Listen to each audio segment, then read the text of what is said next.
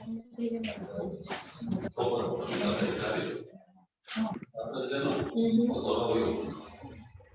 yo le estoy haciendo de hecho. No, para que no tengo volumen para tu libro, no hay problema. Sí, para compartir con el estudio. ¿Lees la Biblia? ¿Sabes? Sí, sí.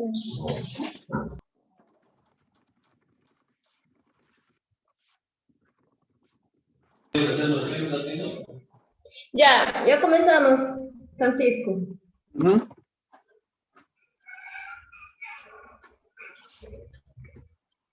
Comenzamos. ¿Yo comienzo? Ok. Sí, adelante. Buenas noches. Buenas noches. Seguimos aquí con las charlas que hemos comenzado el sábado pasado. El sábado pasado hablamos de la formación de la Biblia en general y el lunes hemos hablado del Pentateuco. Ahora justamente les voy a compartir un pequeño resumen de lo que hemos visto el lunes. Sí. Se ve ahí esto. Se ve este mapita que son el reino de Israel y el reino de Judá. ¿Sí? Aproximadamente en el siglo IX a.C. Y estos dos reinos tenían pues sus tradiciones, diferentes tradiciones. Aquí ustedes pueden ver con las letras E y J que les he puesto. Arriba E de Eloísta y abajo J de Yavista.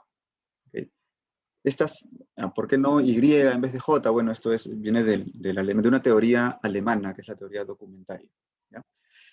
En el norte tenían sus tradiciones eloístas, que normalmente nombraban a Dios como Elohim, y en el sur tenían las tradiciones yavistas, que nombraban a Dios con el tetragrama, Yehovah, que después distintas tradiciones cristianas traducen como Jehová o como Yahvé, ¿no? Pero, ¿qué pasa? En el año 721 a.C., el reino de Israel cae y son deportados a Nínive. Entonces, muchos de los que quedaron en el reino del reino del norte migraron hacia el sur y entonces estas dos tradiciones, yavista y eloísta, se fusionaron como JE, digamos, ¿no? La tradición yavista y eloísta se fusionaron y entonces ahí tenemos ya muchos escritos, comenzaron a ponerse por escrito, esas tradiciones orales, ¿no? Se fusionaron y se pusieron por escrito y tenemos entonces una gran parte del Génesis aquí y considerables sectores, digamos, de Éxodo y de Números. Recordemos, como dijimos el lunes, que estos nombres, Génesis, Éxodo, Números, son nombres que vienen de la versión griega, de la traducción griega que se hizo en Alejandría por parte de 70 sabios judíos. ¿Sí? Luego de esto, cuando cae el reino de Israel, como estamos viendo ahí en el mapa, el rey de Judá en ese momento era el rey Ahaz. Después del rey Ahaz viene el rey Ezequías. Esto no lo dije el lunes, ojo, es un bonus. El rey Ezequías hizo una reforma religiosa. Dijo, ha caído el reino de Israel en el reinado anterior, ¿no? Entonces, vamos a hacer algo para que no nos pase lo mismo, ¿sí? Vamos a volver al pacto con Dios. Vamos a volver a respetar la alianza, a ser fieles a la alianza que Dios hizo con nuestro pueblo hace siglos, en tiempos de Moisés. Y entonces manda a escribir una nueva formulación de la ley antigua bajo el contexto actual. No una ley que vaya a abolir la ley antigua, sino una ley que vaya a actualizar los mismos principios, pero en el contexto actual. Es brillante esto porque se muestra cómo es que hay cosas antiguas y nuevas, como decía Jesús, ¿no? Y nos sigue diciendo. Hay cosas antiguas y nuevas, y no quiere decir que esto sea contradictorio. En lo antiguo podemos ver detrás del contexto, podemos ver los principios que conservamos y que son siempre actuales, y luego los revestimos del nuevo contexto, para que sean entendibles aquí y ahora, ¿okay? Y aplicables aquí y ahora. Entonces, eso es lo que hace Ezequías y manda a escribir el Deuteronomio. Pero ¿qué pasa? Los sucesores de Ezequías simplemente dijeron, esto no nos interesa para nada, y fueron tan impíos como los que venían antes de Ezequías, ¿no? Manasés, Amón. Pero al tercer rey después de Ezequías, llega el famoso rey Josías, de él sí hablé el lunes. Este rey Josías o mejor dicho, en tiempos de este rey Josías, los sacerdotes del Templo de Jerusalén descubren este Deuteronomio, o por lo menos la parte legislativa del Deuteronomio, ¿sí? Porque el Deuteronomio tiene también discursos de Moisés, pero el cuerpo principal del Deuteronomio es justamente la ley, segunda ley o segunda formulación de la ley. Por eso es Deuteronomio. Recordemos una vez más que estos nombres los pusieron los sabios judíos en Alejandría en el siglo I a.C., o sea, mucho después. Deuteronomio. Este Deuteronomio, o la parte legislativa del Deuteronomio, que es descubierta por los sacerdotes en el Templo de Jerusalén en tiempos del rey Josías, es leído solemnemente a todo el pueblo, o bueno, a la parte del pueblo que cabía, ¿no? En el patio grande, en las afueras del Templo de Jerusalén, digamos en el atrio, ¿no? Y se renueva el pacto, ¿no? El rey dice al pueblo, ok, ¿ustedes quieren esto? Mejor dicho, más que quieren es como que, señores, esto es lo que tenemos que hacer, ¿ok? Y el pueblo, ok, sí, está bien, aceptamos. Entonces, vamos a hacer esto. Y el rey Josías, ya con esta reforma, se empila, digamos, ¿no? Y como el reino del norte ya estaba caput, comienza a subir hacia el norte y comienza a derribar los altares que habían edificado los propios israelitas a dioses ajenos a su propio culto, ¿sí? Pero, ¿qué pasa? Muere Josías y los sucesores de Josías, tal cual los sucesores de Ezequías, no le dieron importancia a esto.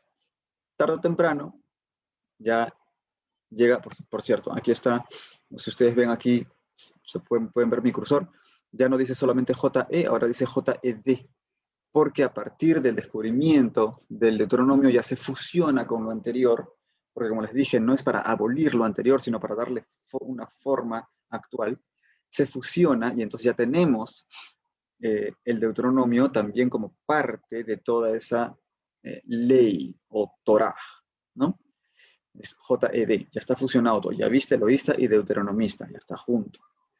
Pero luego, como dije, los sucesores de Josías no le dieron importancia al asunto, llega el año 586 a.C. y ¡juá! Cae el reino de Judá también, y ¡juá! También los deportan al este, en este caso a Babilonia, ¿sí? Bueno, pues aproximadamente 50 años después, en el año 538 a.C., el rey de Persia conquista a los babilonios, los libera a los judíos y dice, vuelvan a su tierra, vuelven a su tierra, y allí están, digamos, los sacerdotes de Jerusalén reconstruyendo el templo, reconstruyen las murallas de Jerusalén, reconstruyen todo el culto, y se instaura lo que propiamente ya será conocido como la religión judía, el judaísmo propiamente dicho. Y ahí tenemos ya las 4 tradiciones, ahí pueden ver ustedes, JEDP. ¿Por qué P? Porque como les dije, esto es una teoría alemana, y esto viene de la palabra Priester, que significa sacerdote. Entonces, es la tradición sacerdotal. Y la tradición sacerdotal completa las cosas de Éxodo y Números, es debida a la tradición sacerdotal, prácticamente todo el Levítico, y algunas cositas en el Génesis, como el capítulo 1 que mencionamos el lunes, ¿no? Entonces, ya con la tradición ya vista, loísta, deuteronomista y sacerdotal, todo junto, tenemos el gran libro de la ley, la Torá, que es tan grande y consistente que no cabe en un solo rollo. Entonces se separó en 5 rollos, que eran las 5 quintas partes de la ley. Y cuando, una vez más, en el siglo I a.C., los 70 sabios judíos en Alejandría tradujeron todo al griego, dijeron, bueno, vamos a llamarle a estas 5 quintas partes de la ley los 5 rollos, o los 5 estuches, ¿no? Donde están los rollos. Es decir, los Pentateujos, que al castellano ha pasado como Pentateuco. Y ese es el origen del Pentateuco, según la teoría documentaria. Muy bien, pero luego de estos 5 libros, vienen otros libros que nosotros solemos llamar libros históricos. Pero, ya habíamos dicho el lunes, todo esto está en la página, en la fanpage de Alimento Espiritual en Cristo. Ustedes pueden ir, hacen scroll y pueden encontrar las charlas anteriores. La 1 y la 2, esta es la 3. Bien, entonces ya habíamos dicho el lunes en la segunda charla que el Antiguo Testamento en hebreo es la Tanaj. ¿Por qué Tanaj? Porque tiene T, Na y J. O sea, tres partes. La Torah, la Nebihim y Jetubim. O sea, la ley, los profetas y los escritos. ¿Y los libros históricos? ¿Dónde están los libros históricos? Nosotros estamos acostumbrados a ver nuestra Biblia. Libros históricos. Josué, Jueces, Ruth, Samuel, primero de Samuel, segundo de Samuel, primero de Reyes, segundo de Reyes. Y luego incluso primero de Crónicas, segundo de Crónicas. ¿Dónde están los libros históricos? ¿Por qué? Ley, profetas y escritos. ¿No tenían esos libros? Por supuesto que los tenían. Están dentro de la segunda parte que se llama libros proféticos. ¿Pero por qué? ¿Por qué están ahí dentro de los libros proféticos, los libros que nosotros les llamamos libros históricos? ¿Qué está pasando aquí? Y es que es nuestra visión occidental, ¿no?, que nos hace llamar los libros históricos porque tienen un contenido con un género literario más bien narrativo, y decimos, ah, son historias, nos están contando cosas, nos están contando que en el año tal estuvo el rey tal, y que luego vino el otro rey, y luego vino el otro rey, y luego luchó por acá, y cayó por acá, y este era bueno, y este era malo, qué sé yo. Nos están contando historias, nos están narrando algo, así que son libros históricos. Pero un momento, no son libros históricos en el sentido pleno de la palabra, como pues podría ser un libro de historia universal de Jacques Pirel o un libro de historia del Perú de Jorge Basadre. No. Y por eso es importante entender por qué estos libros no son llamados libros históricos en el original. Son los, como dice el título de la charla, profetas anteriores, en contraposición a los profetas posteriores, que son Isaías, Jeremías, Ezequiel, etcétera, etcétera, los que nosotros llamamos explícitamente proféticos, libros proféticos. Entonces, esos que nosotros llamamos libros proféticos, los hebreos le llamaban los profetas posteriores. Y estos que llamamos libros históricos, por el género y porque nos parece que son historia, simplemente, ellos los llamaban profetas anteriores. Porque lo importante no era que nos están narrando cosas como para que nos enteremos y ya. Lo importante es que había profecía. ¿Pero qué es profecía? ¿No? Nostradamus, que las profecías, mañana va a pasar tal cosa, ¿no? No, profecía es simplemente lo que Dios habla a su pueblo, a través de personas, pero también a través de hechos. Y por eso esos hechos narrados, que nosotros llamamos libros históricos, son en realidad libros proféticos anteriores a los profetas explícitamente dichos, ¿no? Los profetas anteriores, es decir, que Dios habla a través de esos hechos. Son hechos, sí, pero son principalmente hechos a través de los cuales Dios nos habla. Son hechos a través de los cuales Dios habla a su pueblo. Son hechos a través de los cuales Dios se da a conocer y se manifiesta y nos transmite un mensaje. ¿Okay? Eso es lo más importante y por eso originalmente se le llamaba, y se le siguen llamando en el judaísmo, profetas anteriores. ¿Ok? Bueno, espero que esto esté quedando claro. Si no, igual pueden hacer sus preguntas en el chat o en el Facebook. Si es que hay alguna pregunta en el Facebook, también, porfa, me pasas la voz, Karim. Gracias. Ahora, yo estoy señalando esto. Ya lo voy a dejar de compartir. Bien. Pasemos entonces propiamente a lo que son los libros de hoy, los libros en cuestión, que son 5. Josué, perdón, son 7 en realidad. Josué, Jueces, Ruth, primero Samuel, primero Reyes, segundo Reyes. ¿Ok? Bien. ¿Por qué no estoy, por qué estoy considerando estos libros? Son los libros que están en el orden, los 5 que siguen al Pentateuco, en el orden de la Biblia de Jerusalén, que es la que suelo usar. Pero ¿de dónde viene este orden o por qué están esos 5 libros ahí o esos 7 libros ahí? En la Biblia hebrea, en el original, teníamos ahí a continuación de la Torá, es decir, al inicio, esos profetas anteriores que mencioné, eran Josué, eran 4, no 5 ni 7, eran 4. Josué, Jueces, Samuel y Reyes. 4 libros. Josué, Jueces, Samuel, Reyes. ¿Ok? Solo 4. ¿Pero qué pasa? Una vez más, es que bien claro. En el siglo I a.C., cuando estos 70 sabios judíos estaban en Alejandría y tradujeron todo al griego, vieron que el libro de Samuel era bien grande, el libro de Reyes también era bien grande. Entonces dijeron, vamos a partirlo en dos. Y el de Reyes también vamos a partirlo en dos. Pero se dan cuenta que todo está bien continuado, todo es realmente la historia de cómo aparecen los reinos, ¿no? El reino de Israel y el reino de Judá. Entonces vamos a llamarlo los 4 libros de los reinos. Primer libro de los reinos, segundo libro de los reinos, tercer libro de los reinos, cuarto libro de los reinos. Y así estaba en la Biblia griega.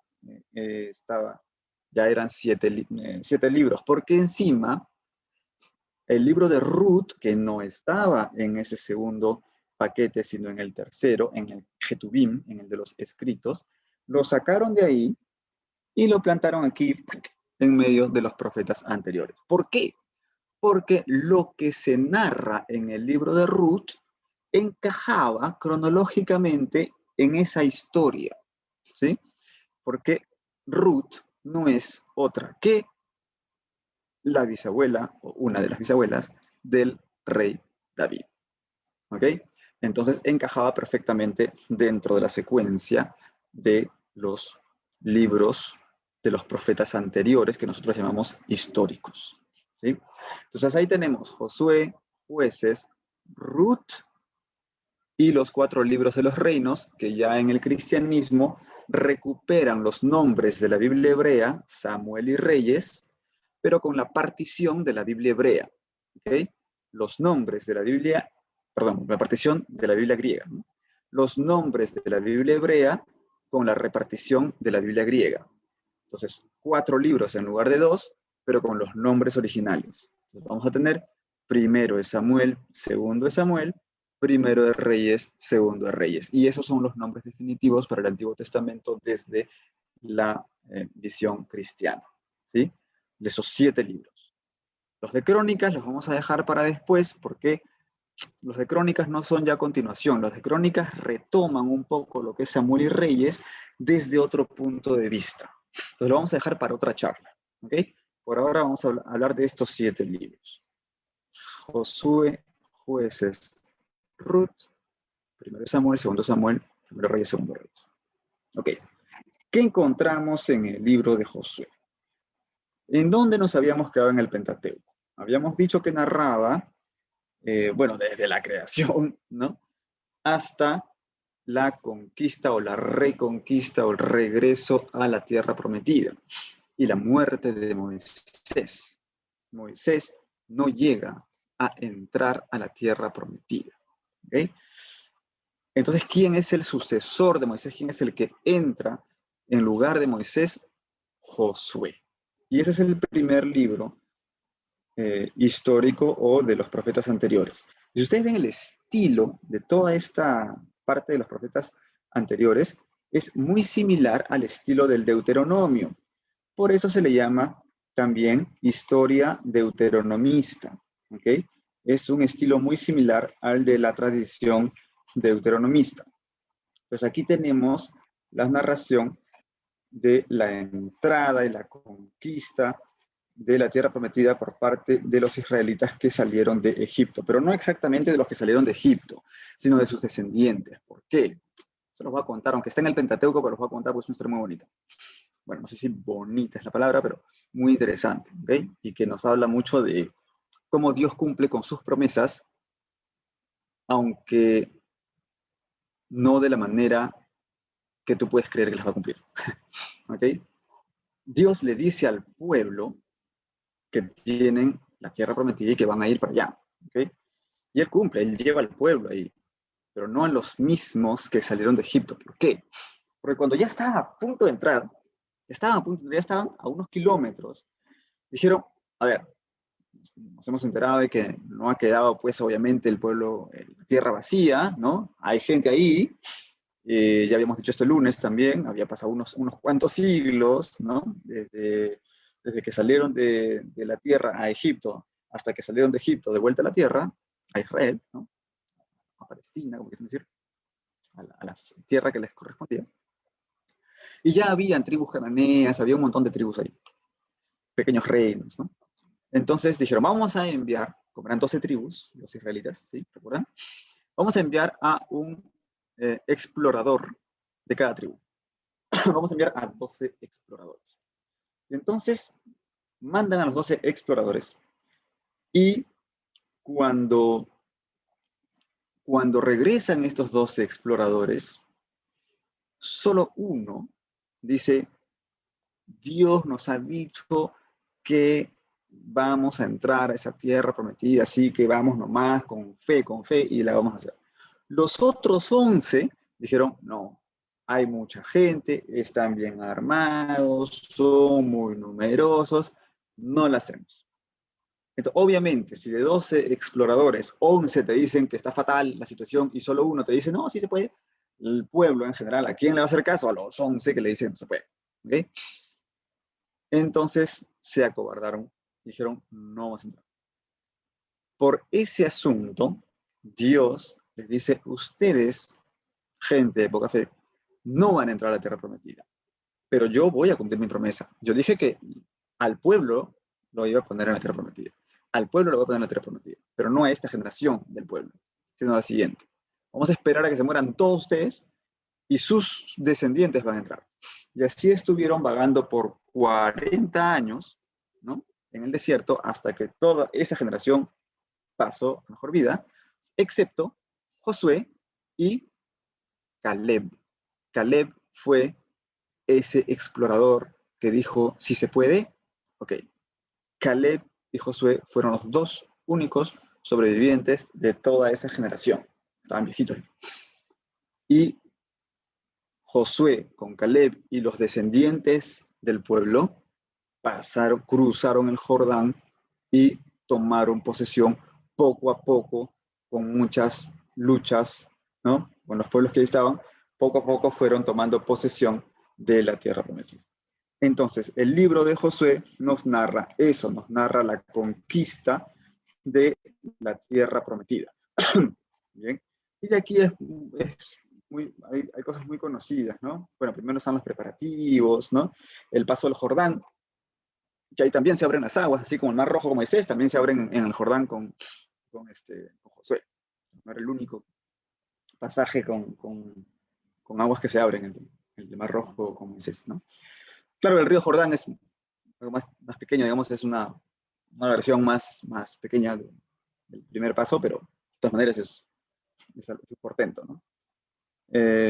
Y luego llega la conquista de Jericó, que es conocido, esto incluso hay una canción, que son los israelitas, le dieron 7 vueltas a Jericó, ¿sí? Es conocida esa canción. Y conquistan Jericó, conquistan Ai. ¿Se acuerdan cuando el lunes no, el lunes fue? No, el sábado pasado. Eso está en la primera charla, lo pueden ver ahí, ¿no? Cuando les hice el tour por Google Earth, había al costado de Betel, había un pueblito que se llama Ai. Bueno, Ai también conquista, ¿no? Hay un tratado ahí entre Israel y los Gabaonitas, que era uno de los pueblos que estaban ahí. O sea, no siempre entraban así a la mala, ¿no? Había unos que decían, estos están viniendo con todo, se enteraban de que tenían un Dios, ¿no? Poderoso, que los había sacado con mano dura de Egipto hacía décadas, y que Dios no perdona ni a su pueblo, o sea, en el sentido de que, oye, si no te portas bien, te voy a pasear un rato, ¿no? Hasta que te portes bien y luego ya voy a cumplir cuando lo merezcas, ¿no? Cuando medianamente lo merezcas, ¿ok? Y entonces algunos aceptan de buen grado, digamos, está bien, pasen por aquí, no vamos a decir nada, hay que hacer trato, hay que ser amigos, ¿no? Y entonces algunos sí entran con facilidad.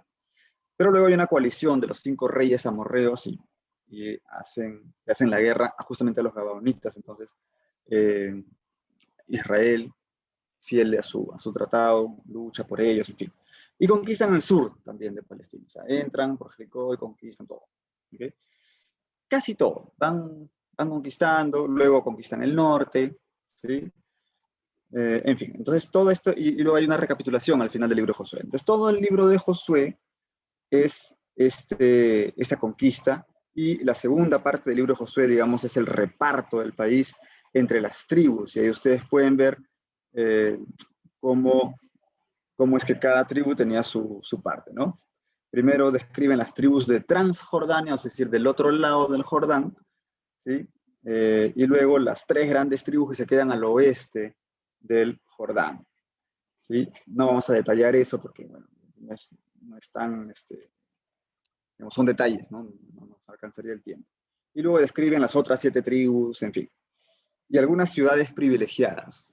También recordarán, lo dijimos no sé si el lunes, creo que el lunes, sí, que la tribu de Leví no tenía un territorio. ¿Ok? Ahora ustedes pueden ver en el mapa, hay 12 territorios. ¿Por qué hay 12? Si la tribu de Leví no tenía territorio, tendría que haber 11, ¿no? ¿Por qué hay 12? Porque había una tribu que se partió en 2. ¿Ok? Y eso está al final del Génesis, relatado cuando Jacob está en su lecho de muerte y los bendice a sus 12 hijos, ¿ok? No solo bendice a sus hijos, sino que bendice a 2 de los hijos de José, Efraín y Manasés, ¿ok? Efraín y Manasés.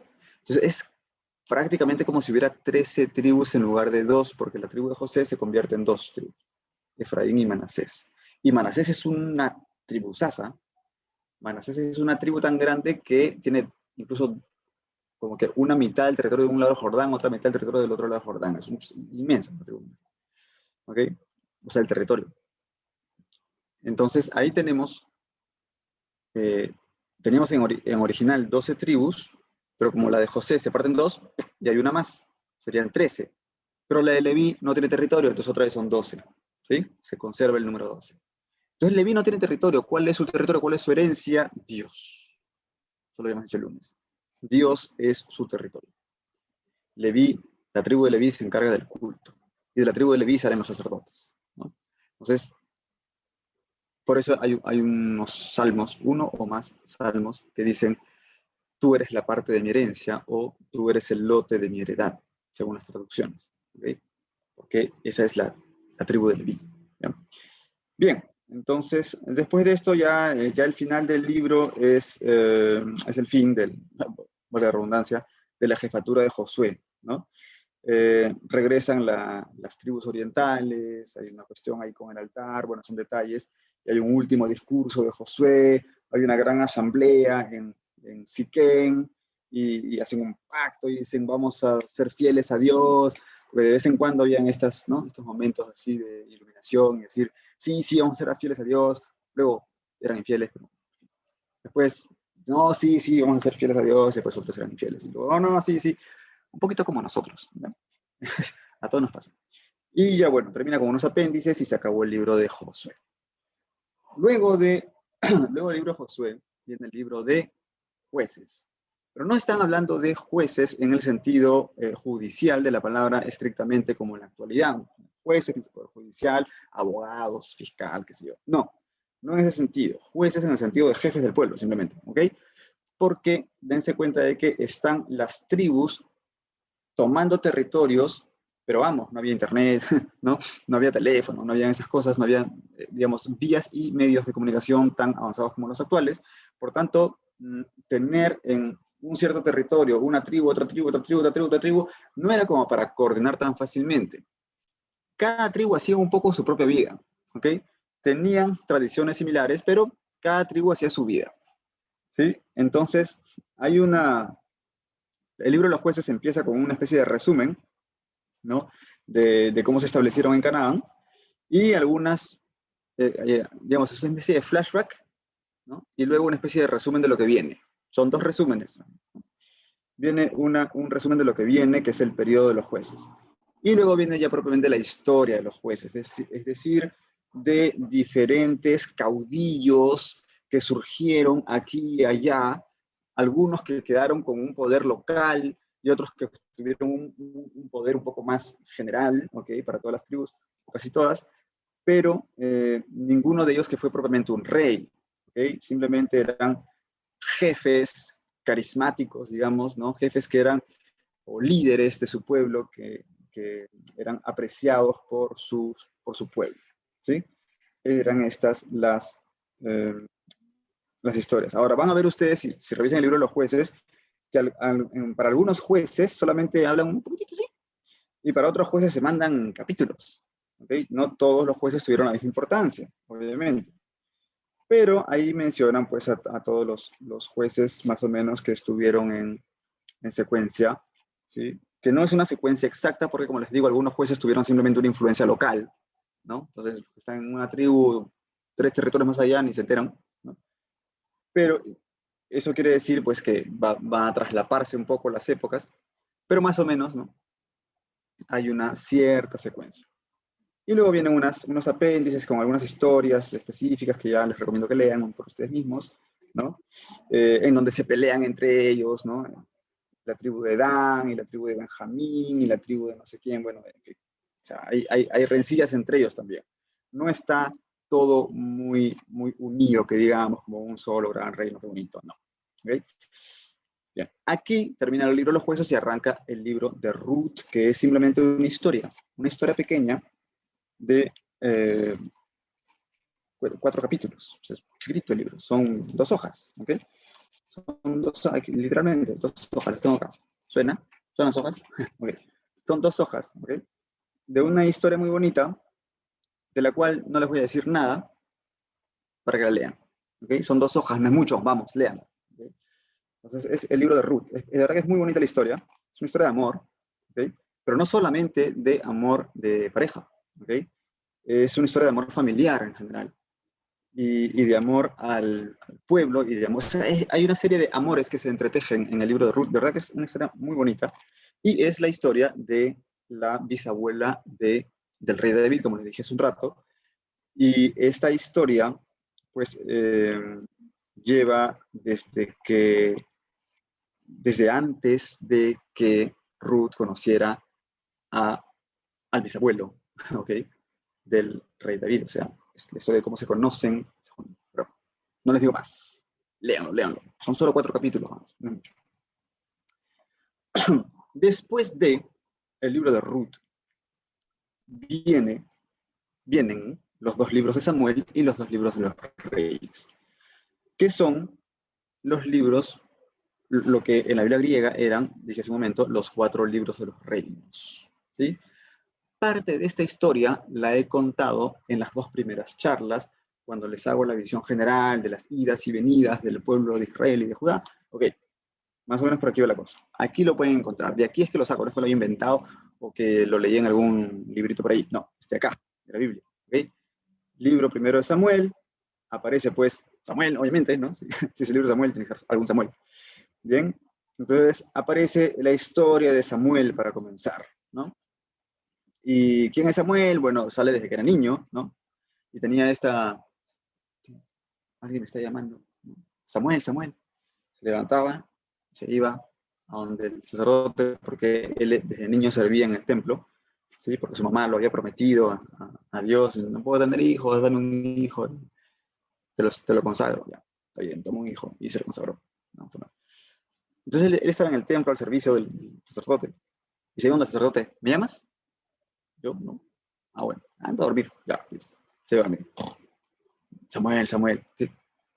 Se iba otra vez al sacerdote. ¿Me llamas? Que no, anda a dormir. Y así, entonces le dice, ¿sabes qué? Si te vuelven a llamar, tú habla, Señor, que tu siervo escucha. ¿Está bien? Claro. Samuel, habla, Señor, que tu siervo escucha, y entonces Dios le habla a Samuel. Y Samuel es uno de los grandes profetas anteriores, justamente, ¿no? Porque no es que el libro de Samuel sea un libro del mismo estilo que el libro de Isaías o Ezequiel o Jeremías, en donde prácticamente Isaías es el que está, o se ven las palabras de Isaías, prácticamente, ¿no? No. Aquí es un libro que es más narrativo, por eso le llamamos histórico, pero ahí está este gran profeta que es Samuel. En esta época de Samuel llegan los filisteos, se roban el arca de la alianza, después la recuperan, bueno, léanlo, ¿ok? ¿Y qué pasa? El pueblo pide un rey. Porque ¿qué pasa también? Alrededor de las tribus ya se estaban estabilizando otros reinos y decían, oye, nosotros somos un gran pueblo, pero estamos un poco cada uno por su lado, ¿no? Hay una tribu por acá, una tribu por allá, una tribu más allá, ¿no? Somos montón de tribus. Sí, está bien, nos reconocemos como hermanos y todo, o sea, es decir, como parte de un solo pueblo, pero a veces nos peleamos, pero no está muy estable la cosa. Esta figura no es muy estable. ¿Por qué no hacemos como ellos, que parece que tienen una figura mejor que la que Dios nos ha dicho? ¿Ah? Entonces, Samuel, profeta, Señor, el pueblo quiere rey. Pero yo les he dicho que ustedes tienen que estar aquí, esta es su tierra, no tienen nada que temer. Sí, pero el pueblo no entiende, el pueblo quiere rey. Entonces Dios dice, ya, está bien, que tengan un rey. Yo te voy a decir quién, pero van a nombrar rey al que yo te diga. Ok. Y entonces le nombra a Saúl. Y Samuel unge a Saúl. Unge a Saúl. ¿Sí? Y eso es interesante, esto de la unción. ¿Ok? Porque el ungido, ¿ok? El ungido en hebreo, el Mashiach, es justamente lo que se traduce al castellano como Mesías. O sea, Mesías es ungido, ¿sí? Los sacerdotes eran ungidos, los profetas eran ungidos, y desde que aparecen los reyes también eran ungidos. Sacerdotes, profetas y reyes eran ungidos. Del hebreo, Mesías, y del griego, Christos, o sea, Cristos, ¿sí? Eran Cristos. Cristo significa ungido, y la unción es el crisma, el aceite, el crisma. Entonces, estos eran Mesías, eran Cristos. Ya vemos por ahí como ya se va prefigurando el asunto de Jesucristo, porque finalmente Jesucristo será el profeta definitivo, el sacerdote definitivo, el rey definitivo, ¿sí? El que será ungido con la unción misma de Dios, con el Espíritu Santo, que es Dios mismo, la unción definitiva, pero ya prefigurada desde el Antiguo Testamento con la unción de los sacerdotes, de los profetas y de los reyes, los Mesías, los Cristos. Prefiguración de el Mesías, el Cristo. ¿Okay? Bien, paréntesis de visión cristiana, porque somos cristianos, a la hora de leer el Antiguo Testamento lo vemos desde la iluminación, ¿no?, de la visión cristiana. Muy bien. Entonces, aquí aparece Saúl. Pero Saúl no fue muy fiel, ¿ok? A los mandatos de Dios. Entonces ya, Dios lo rechaza, ¿ok? Saúl pide perdón y todo, pero ya muy tarde. Entonces luego de Saúl va a venir otro rey, pero ungen primero, como ya avisando que va a ser rey luego, a David, cuando estaba muy jovencito.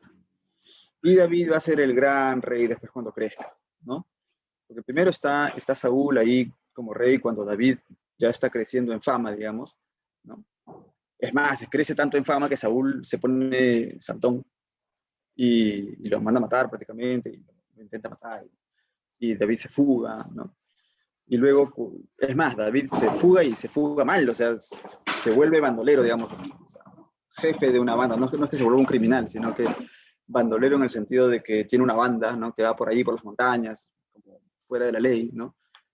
Fuera de la ley civil, quiero decir, fuera del, ¿no?, perseguidos por el rey, ¿no? Y en una de esas encuentran, los de la banda de David, digamos, encuentra el campamento del rey, penetra David al campamento del rey, llega hasta la carpa del rey, encuentra la espada y le clava la espada, no al rey, sino al costado, como diciendo, mira, he podido matarte y te he respetado la vida. Y se va. Y efectivamente luego descubren eso y Saúl como que se arrepientan. Y se perdonan mutuamente, ¿no? Se perdonan mutuamente y luego ya muere Samuel. Luego hay unos reyes que no son muy importantes hasta que ungen a David como rey. Y cuando ungen a David como rey, ya estamos en el segundo libro de Samuel, ¿no? El primer libro de Samuel termina cuando muere Saúl. O sea, muere ese primer rey. El segundo libro de Samuel arranca cuando David se entera de la muerte de Saúl. ¿Ok? Después ya ungen, como dije, a David como rey de Judá. Viene toda la historia del rey David, que es amplia y tiene una serie de anécdotas, es decir, serie de historias provechosas y que les recomiendo leer. Léanse también todo el libro de Segundo Samuel. O sea, lean toda la Biblia. ¿Ya? Pero el segundo libro de Samuel es básicamente esto, todo lo que tiene que ver con David. ¿Ya? Es fácil darse cuenta. Entonces, el segundo libro de Samuel, David. Todo lo que tiene que ver con David. Bueno, no todo, sino desde que muere Saúl, justo después de la muerte de Saúl, todo ese asunto es David. Luego empieza el primer libro de los Reyes, ya con David anciano. ¿Okay? El primer libro de los Reyes arranca con David anciano. Está ahí Salomón, el hijito. Bueno, y David tenía varios hijos, ¿no? Pero, digamos, a la muerte de David se pelean los hijos, ¿no? Que yo quiero ser el rey, ¿no? Que yo. Pero al final ya David había designado que su sucesor fuera Salomón. Así que Salomón, el famoso rey sabio Salomón, entra a gobernar. Pero ¿qué pasa? Salomón también fue muy sabio y todo, pero también patinó, ¿ok? También por el esplendor del rey, porque con Salomón ya el reino fue una cosa así tremendamente suntuosa, y entró en contacto con otros reyes y con otras culturas y con otras religiones y todo se hizo una melcocha, una mezcolanza. Comenzó a tener mujeres de aquí y allá ¿no? Y su esposa era de otra religión, entonces le decía, ya, puedo hacer mi altar para mi Dios por aquí, ya, está bien. Entonces, luego venía su otra esposa y decía, ay, pero yo también tengo otro Dios, puedo hacer un altar por allá, entonces, y así sucesivamente. Pero ya como que se manchó un poco la cosa, un poco, bueno, bastante se manchó, ¿no? Entonces cuando muere Salomón, se divide el reino, porque su hijo no gobierna muy bien, que digamos, no era tan sabio como su padre, desde el principio. ¿No? Y dice, bueno, ¿qué vamos a hacer? El pueblo se está quejando de que la cosa está muy dura. ¿Vamos a ser más suaves o vamos a ser más duros? Entonces los ancianos le recomiendan al hijo de Salomón, ¿no? ¿Sabes qué? Vamos a ser un poco más suaves, ¿no? Pero hay que tener consideración con el pueblo. Y los jóvenes que rodeaban al hijo de Salomón, a Roboam,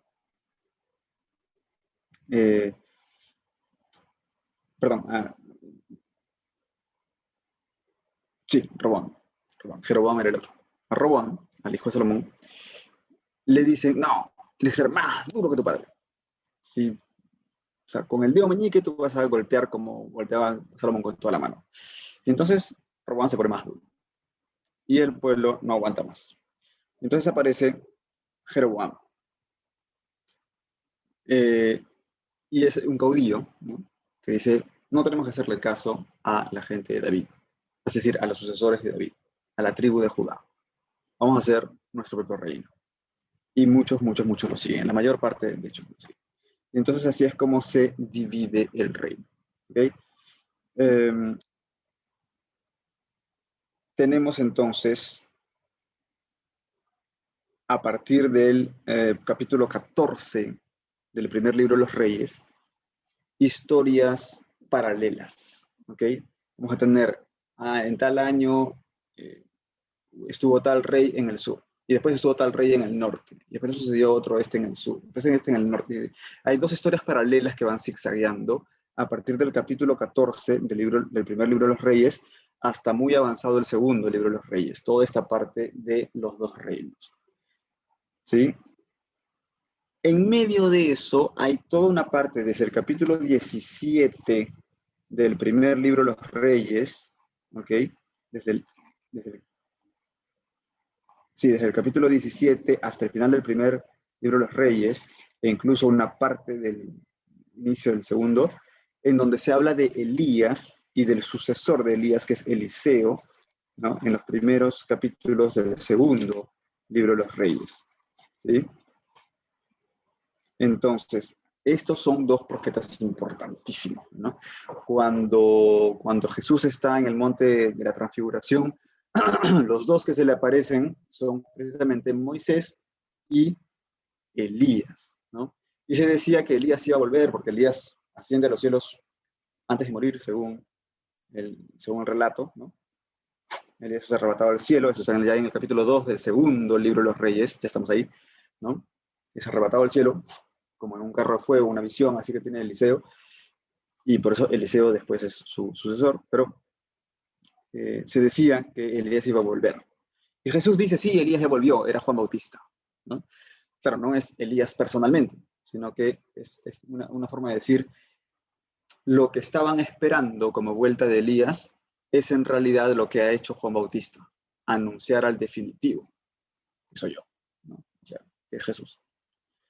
Bien, pero aquí estamos en el segundo libro de los Reyes ya. El segundo libro de los Reyes ya está con Eliseo, siguen las historias del reino del norte, que es Israel, el reino del sur, que es Judá, ¿sí? Y llega un momento en que, como les comenté al inicio y les he comentado en las charlas anteriores, el reino del norte cae, ¿no? Cae el reino del norte y esto está en el capítulo, ahí está, capítulo 17, versículo 5. Capítulo 17, versículos 5 y 6. Entonces el rey de Asiria avanzó contra todo el país, marchó contra Samaria. Samaria era la capital del reino del norte, del reino de Israel, y la cercó durante 3 años. El año 9 de Oseas el rey del norte, el rey de Israel, el rey de Asiria conquistó Samaria. Deportó a los israelitas a Asiria, específicamente a Nínive principalmente, y los estableció en Jalaj, en el Jabor, río de Gozán y en las ciudades de los medos. Bueno, los deportó. Es lo que les decía hace un momento, ¿no? Al inicio de la charla de hoy.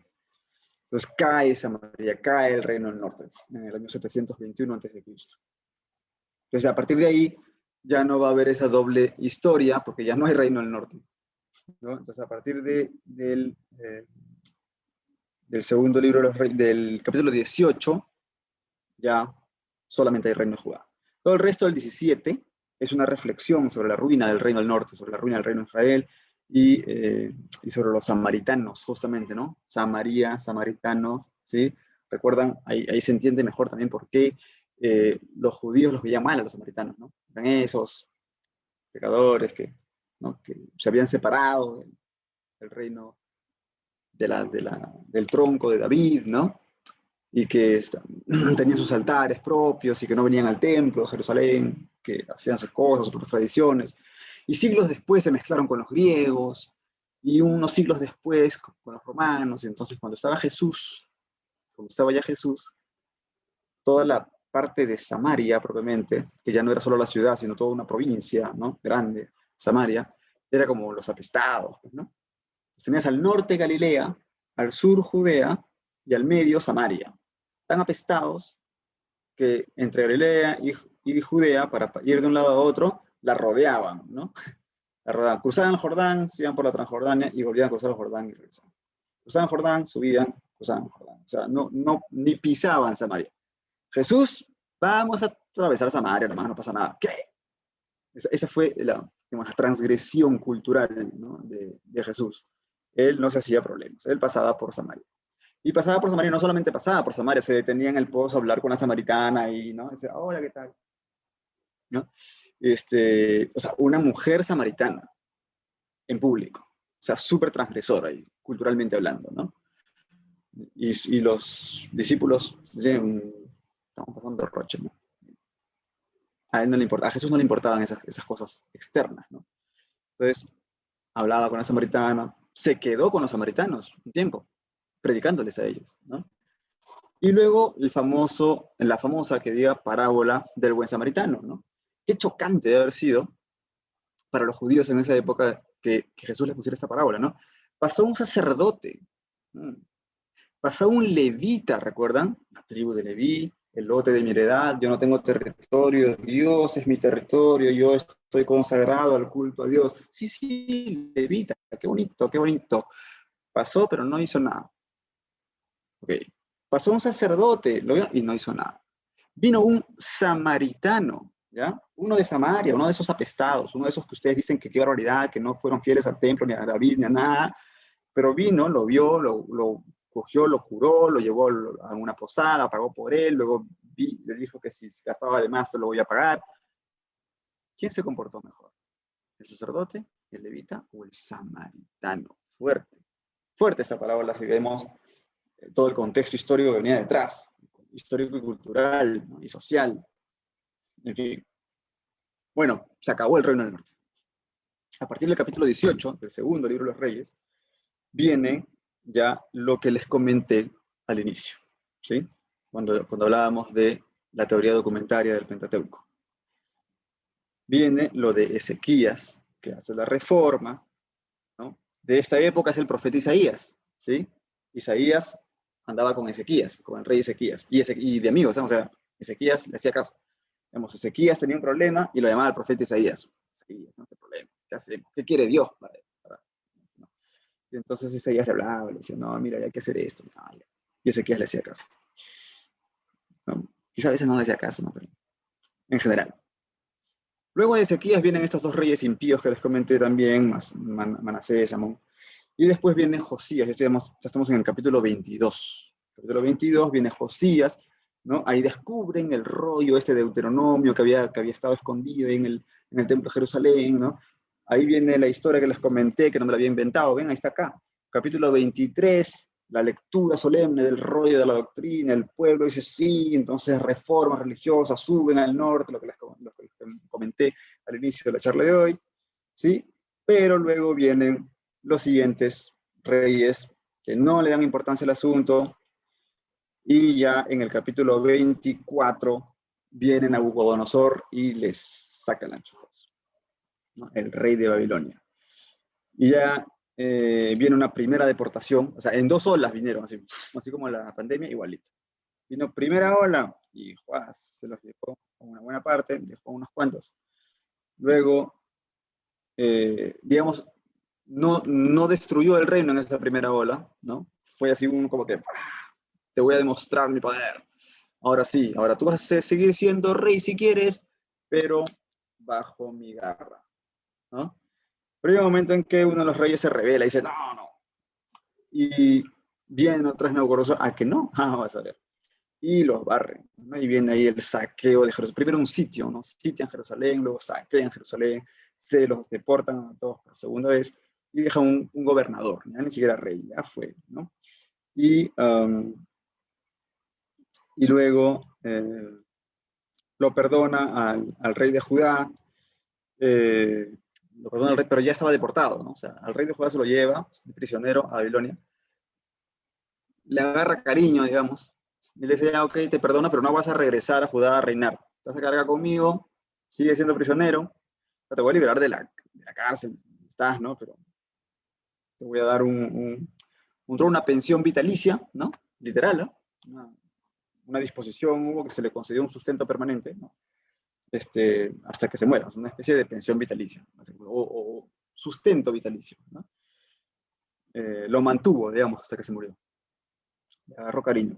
Y ahí se acaba, ¿no? Y ahí se acaba el segundo libro de los Reyes. Pues toda esa historia. Pero como les dije, no son meras narraciones. Estos libros, insisto, en la Biblia hebrea, están considerados como los profetas anteriores. No simples libros históricos, sino los profetas anteriores. Entonces, hay que tomar en cuenta eso. Que no se trata de meras narraciones, se trata de Dios hablando a su pueblo a través de los hechos. ¿Qué me está diciendo Dios aquí? Cuando yo soy fiel al que es siempre fiel conmigo, entonces todo va bien. ¿Ok? O sea, no todo bien en el sentido de que no me pasa nada malo nunca, no, siempre van a pasar cosas, ¿no? Pero, digamos, vamos, que va en general bien. ¿Okay? Pero cuando yo me alejo del pacto, cuando yo soy infiel a aquel que es siempre fiel, insisto, entonces las cosas me van a ir mal. No porque Dios se pique y me quiera hacer daño, sino porque me estoy alejando de quién es precisamente y de manera naturalísima fuente de mi felicidad plena, ¿no? Entonces, es una mala decisión. Y todo eso a través de una serie de historias que se cuentan desde el libro de Josué hasta el segundo libro de los Reyes, que son los 7 libros que hemos visto el día de hoy. No sé si estoy exacto en 1 hora o falta, sobra. A ver, hay tiempo para preguntas. Karen, Ricardo, no sé, ¿qué van a decir?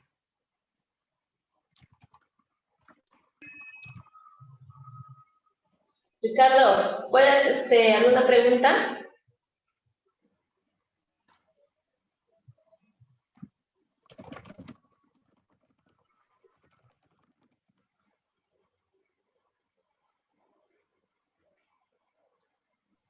Parece que no hay preguntas, Francisco.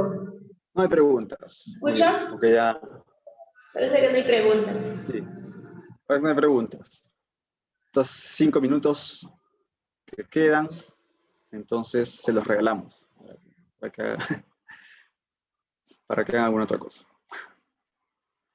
Porque creo que ahí vamos 55 minutos, 56 minutos estamos acá en directo, me parece. Bueno, es prácticamente 1 hora. Así que Claro. vamos a cortarlo ahí, ¿no? O a menos que tú, Karen, a lo mejor tengas alguna pregunta, no lo sé. No, sí, está todo claro. Entonces hay Listo. que despedirnos con una oración. Muy bien. ¿Sí? ¿Esta vez la haces tú? ¿O la vez pasada la hice yo? Sí, No sé. yo lo hago. Muy bien. Sí, oremos.